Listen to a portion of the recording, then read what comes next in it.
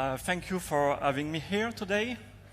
So, as you probably guessed from the title, my talk will be about UPnP and how to abuse the protocol. So, first of all, who am I? So, you mostly know me from Twitter, I guess, as x0rz. I'm French, so sorry for my broken English. I have been working in the InfoSec industry for more than 8 years, and I am now working as in a consulting company.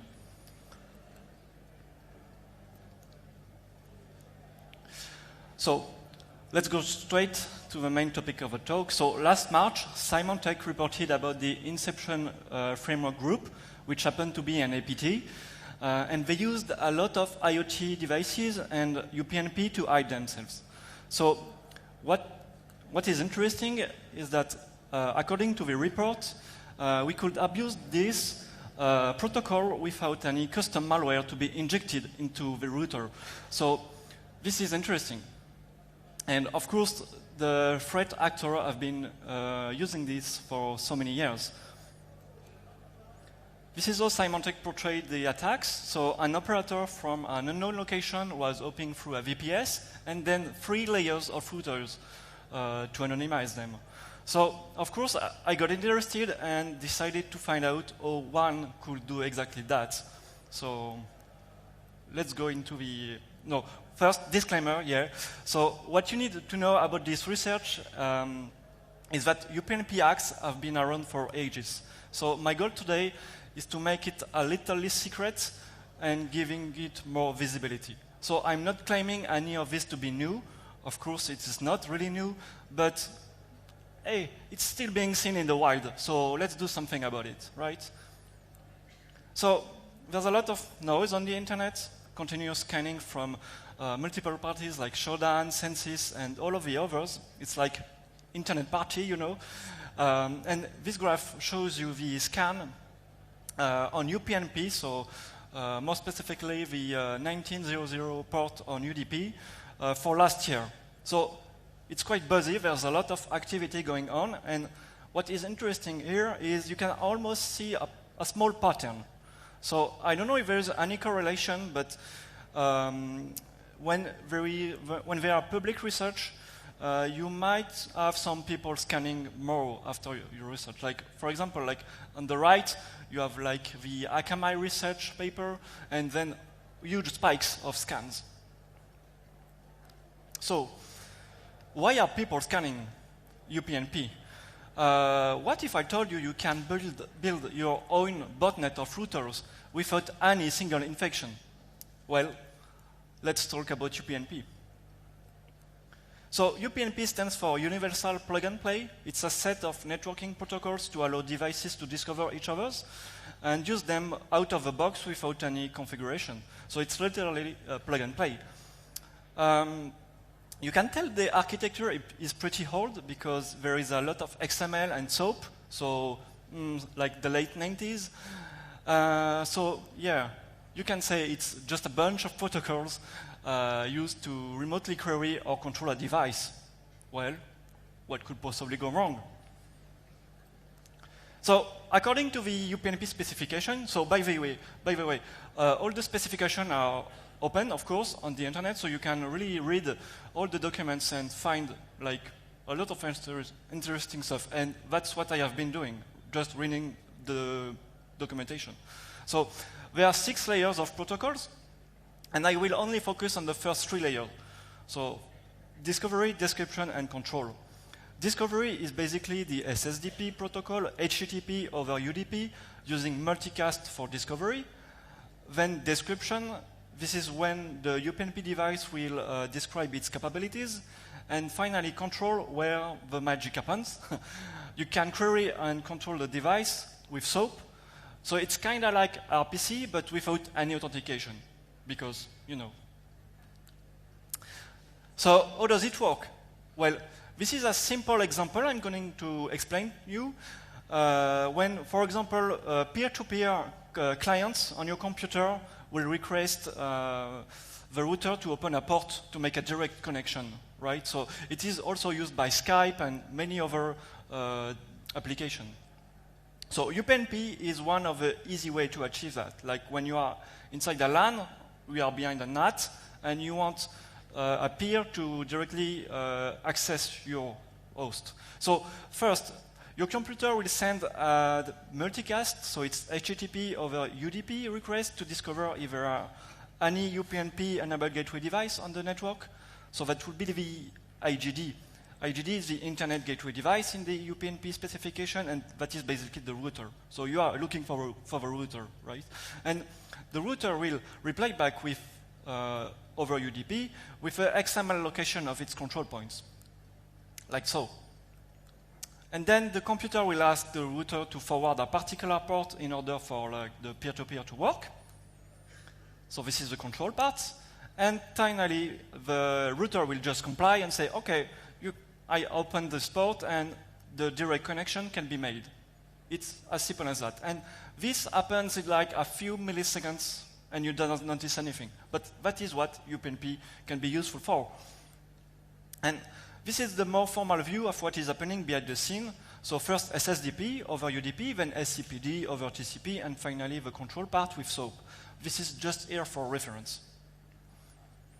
What happens now if you send a discovery packet, so that is a search packet, over UDP on the internet to some random router?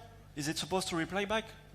Well, of course it isn't supposed to reply because UPnP is supposed to be on the LAN. It has no, no sense to be on the internet, right? But sometimes the router will just, okay, here.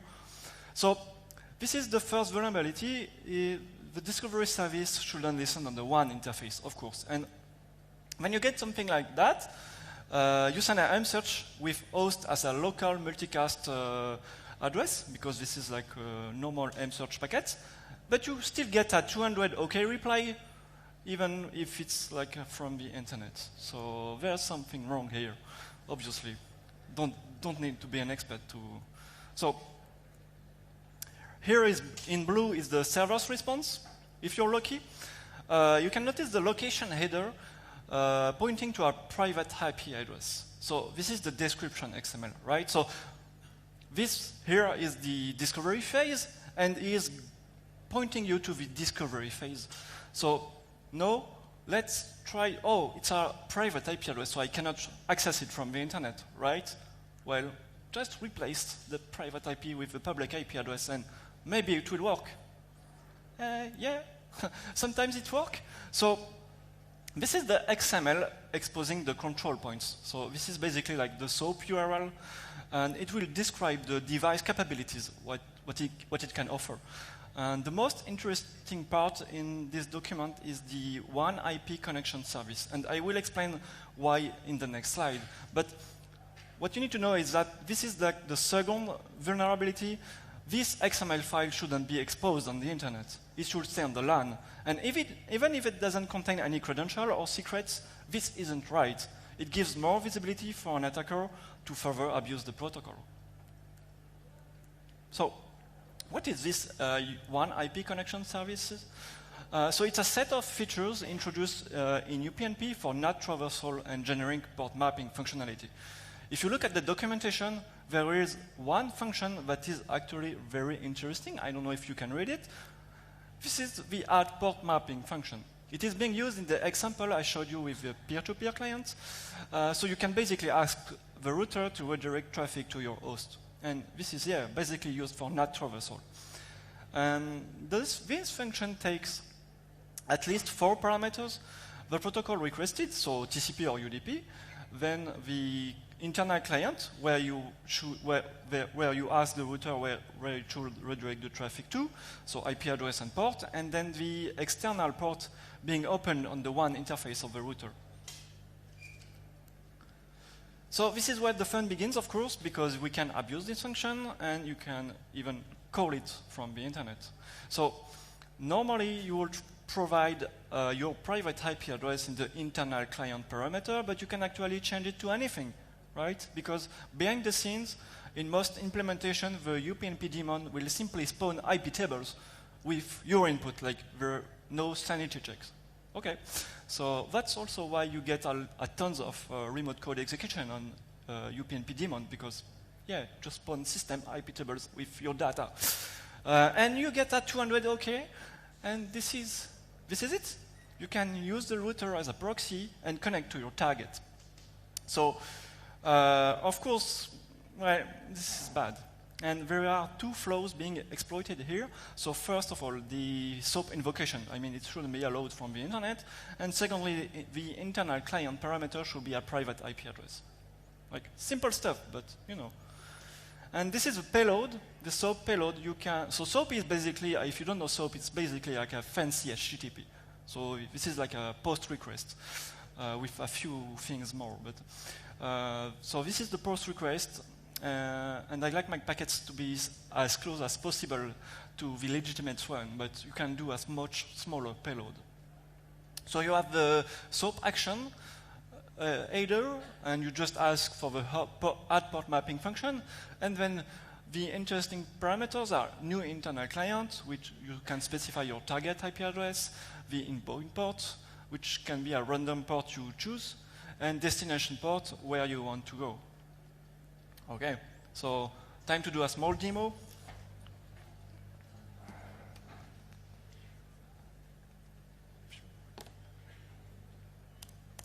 Oh, okay, just went to sleep. Sorry about that. Or I will duplicate. Right. So there we go. So this is just, I'm sorry, it's really small, but just to show you guys that it's really simple to exploit and to find new routers. So this is a small script I've made running on a VPS, and I am rate limiting myself. And just to show you that in 60 seconds, I can find like 10 routers being vulnerable to this in many countries. So I got a lot of M-search reply, so a lot of UPnP devices out there, and some of them being vulnerable to this.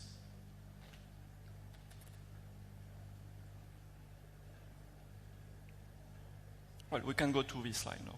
Thank you. So, yeah, this is quite an issue. Time to do some research. Let's scan the planet with this script. So, I found out that UPnP-enabled devices account for almost 0.5% of all the IPv4 address space, which is, I mean, it's small, but it's kind of huge when you compare to other services. And among those, 12% are being vulnerable to the open forward attack. That's quite a lot because it's 260,000 online right now devices being vulnerable. And you have, like, most vulnerable operators are located in Southeast Asia, which is why I guess that it's more or less an ISP issue, like misconfiguration happening from there. And the good news, though, is that this number of vulnerable devices is declining. Like, I've been doing scans in November and a few days ago, and the numbers are like declining. So good news. But it's still a lot.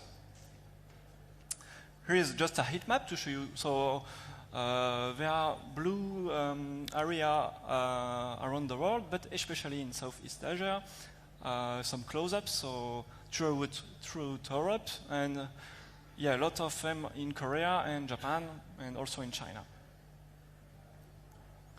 So putting it all together, this is what the Inception group have been doing like for years, chaining 3 layers of routers to anonymize themselves. It's really easy once you get the trick, like add port mapping, and then you can basically use like proxy chains and go to the next router using the previous one and chain as many nodes as you want. So I guess they wanted to do like a parallel Tor network because 3 nodes, it's like the Tor network. And about this botnet, because we can call it a botnet because they are made of compromised router. So even if there is no payload, well, I mean no binary, it's still a botnet in my book. So there is a large set of nodes located in more than 80 countries. It's 40 times more nodes than actual Tor relays. So I guess why maybe the threat actor have been choosing this technique. and also minimal footprint. No implant are necessary, you just use the protocol, and logs are really hard to get on those devices, so really like no traces. Also, you get residential IP addresses, which is kind of good because you are not being blacklisted. But yeah, it's kind of slow, that is true, and there are no encryption. So, but wait, like, hold on. How did the researchers uncover this botnet? Like, how did they find out the threat actor have been using exactly 3 layers of routers? Can you guess? Like, it's time to be hackerman. So, say hello to this little UPnP function called getGenericPortMappingEntry, which doesn't really need some fancy documentation to guess what it can do. So you can query the router and actually get a list of all active entries, including the ones that are added using the add port mapping function, which is kind of cool, because with this, well, let's track the Inception framework group. So what you have to do this is just scans for all the UPnP hosts on the planet and send getGenericPortMappingEntry request. And if you get a reply, well, the device is vulnerable. So okay, cool. And also you will get like a list of all the entries going on. So if you see like a public IP address in the port mapping entry, there is something really fishy going on. So, for example, if you get a reply from this one and you say, okay, there is an active connection from C to some other IP like in South America, this is weird, I will keep it in mind. Oh, and on this router there's another active entry going to B to C, and on this one you can have a connection, not a connection, but an entry on A to B. So this way, you can really like trace back the Inception framework. I have just one small question for Symantec, is because with this technique, you cannot find the origin. So I don't know how they could tell there were a VPS server involved, but it's interesting to know. This is not it. There is a counter hack to this, so ought to be like a ghost. Small trick, so it's easy actually. After a successful port mapping, just make your connection and then you can invoke delete port mapping. And of course, delete port mapping, well, it won't close your TCP session. Once your TCP session is established, well, it's like I told you, IP tables behind. So if you remove a rules, your TCP session, if it's open, it will stay established. And then if a third party tries to query the router for any port entry, he won't see anything. So this is one way to be like invisible. Some other threat actors have been using the same bug, this time discovered by Akamai and published in November last year.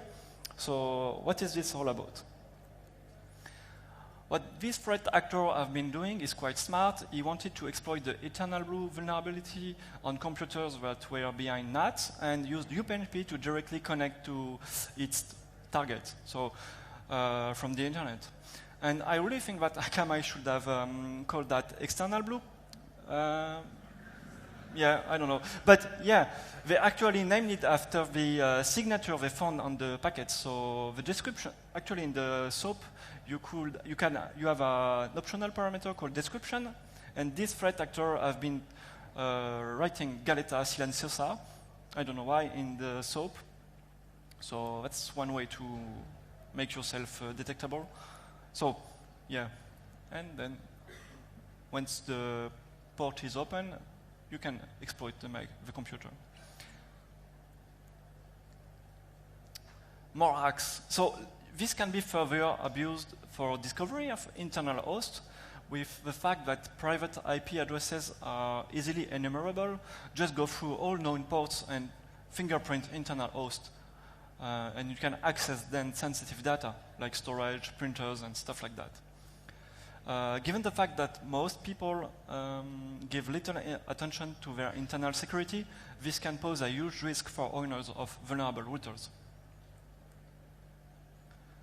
Last UPnP hack for today, so LAN host config management service is another set of features being offered by UPnP, and guess what? Not only can you get internal parameters such as domain name, DHCP, or DNS server, but you can actually set them. Whoa. Yeah. And, well, this function speaks for itself. You can guess it's pretty dangerous if your router is being vulnerable and exposed from the internet. You can change the DNS server, which is kind of critical, in my opinion.